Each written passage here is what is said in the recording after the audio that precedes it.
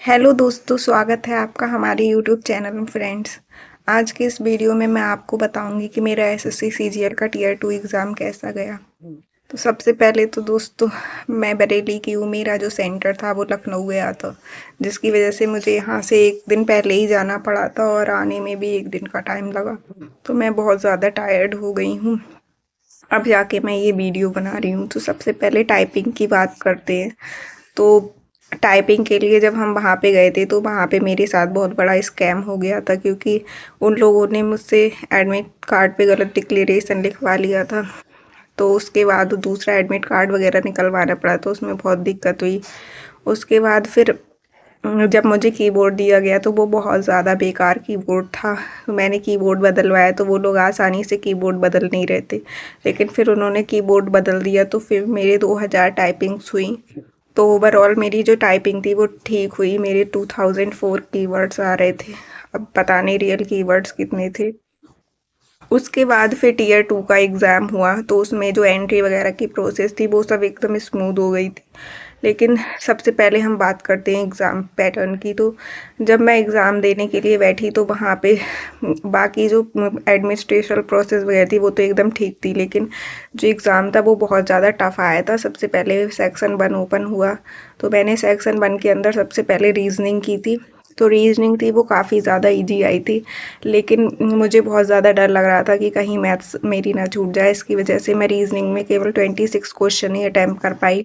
जो 4 क्वेश्चन थे वो मुझ पे एक बार में हुए नहीं, तो मैंने सोचा बाद में कर दूंगी, लेकिन बाद में कभी टाइम नहीं मिला तो मेरे केवल 26 क्वेश्चन ही अटैम्प्ट हो पाए रीजनिंग में।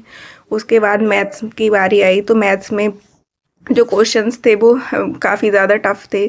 सारे क्वेश्चन टफ नहीं थे, लेकिन इंग्लिश करते करते ऑलरेडी मेरा इतना ज़्यादा दिमाग हैंग हो गया था। उसके बाद कंप्यूटर के क्वेश्चन पढ़ने के बाद तो ऐसा लग रहा था कि बिल्कुल ब्रेन डेड हो गए, वो बिल्कुल दिमाग ही नहीं चल रहा था। तो मैंने कंप्यूटर में बहुत ज़्यादा इतना टाइम भी नहीं था कंप्यूटर में, क्योंकि 15 मिनट ही थे सिर्फ। ऑलरेडी इंग्लिश में भी बिल्कुल मेरा टाइम था वो बचा नहीं था, जितना टाइम मतलब इंग्लिश में उन्होंने दिया था ऑलमोस्ट मेरे पास केवल 5 मिनट ही बचे थे इंग्लिश और जीके करने के बाद।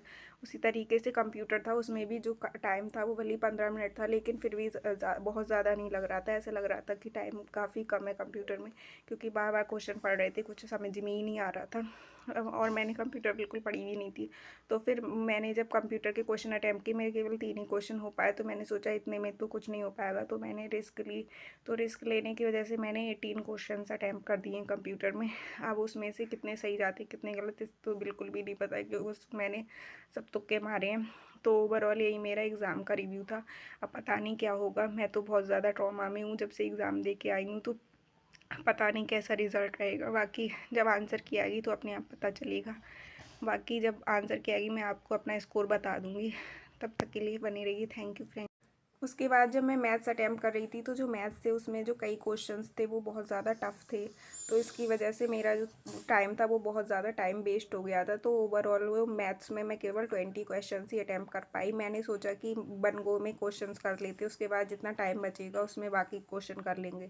तो मेरे पास लगभग 20 मिनट बचे थे 20 क्वेश्चन करने के बाद, लेकिन उसके बाद भी कुछ क्वेश्चंस में मेरा इतना ज़्यादा टाइम वेस्ट हो गया दोस्तों, कि मेरे जो 20 क्वेश्चन थे उसके आगे एक क्वेश्चन भी नहीं हो पाया। जैसे तैसे एक क्वेश्चन का मेरा आंसर निकला, वो भी मैं लगा नहीं पाई क्योंकि टाइम कम पड़ा।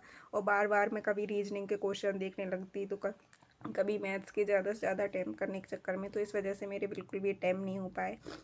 और एक भी क्वेश्चन मतलब 20 मिनट में एक भी क्वेश्चन सॉल्व नहीं हो पाए। इतना ज़्यादा टफ क्वेश्चंस लगे और इतना ज़्यादा मतलब प्रेशर में आ गई थी मैं।